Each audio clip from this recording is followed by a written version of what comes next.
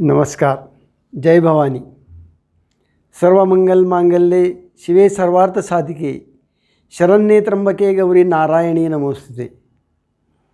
हे सर्वांचं मंगल आणि मांगल्य करणारे हे देवी भवानी, आम्ही तुम्हाला नमस्कार करत आहोत.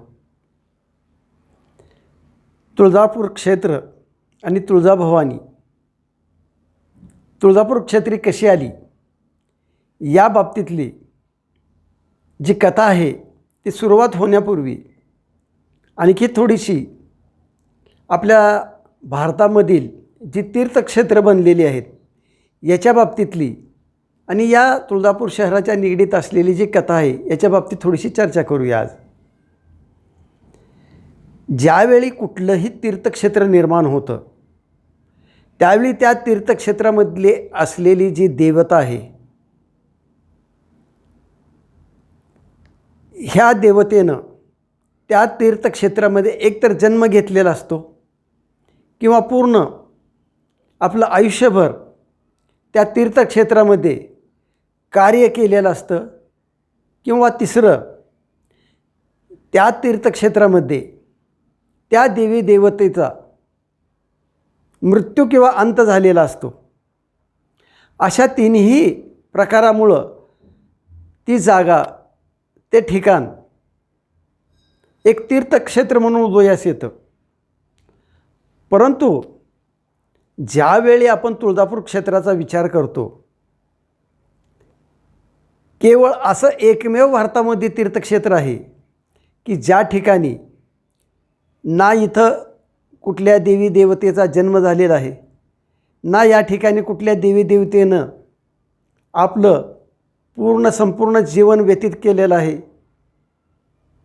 किंवा या तीर्थक्षेत्री कुठल्या देवी देवतेचा किंवा त्या महान व्यक्तीचं अंत किंवा मृत्यू झालेला नाही. मग हे तुळजापूर तीर्थक्षेत्र उदयास आलं कसं? तर या तुळजापूर तीर्थक्षेत्रामध्ये प्रत्यक्ष देवी पार्वतीनं एक वेळ नाही तर 2 वेळेस या तीर्थक्षेत्रामध्ये आगमन केलेलं आहे, आणि तेही आपल्या एका भक्ताच्या, म्हणजे दोन्हीही वेळेस आपल्या भक्ताच्या करुण हाकेस ओ देऊन या ठिकाणी आगमन झालेलं आहे. म्हणून हे तीर्थक्षेत्र उदयास आलेलं आहे. अशी तुळजापूर क्षेत्राची सुरुवात होते.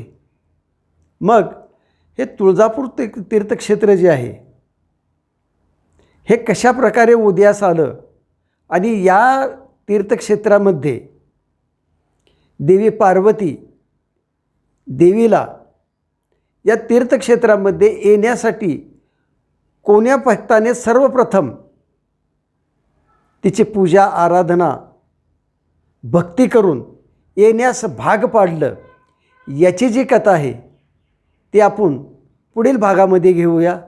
आणि हा जो एपिसोड आहेत हे एपिसोड तुळजापूर आणि तुळजापूर क्षेत्राच्या महात्म्याबद्दलचे वेळोवेळी आपणाला ताबडतोब पाहता यावेत त्याच्यासाठी चॅनलला सबस्क्राईब करा, लाईक करा, शेअर करा. जय भवानी.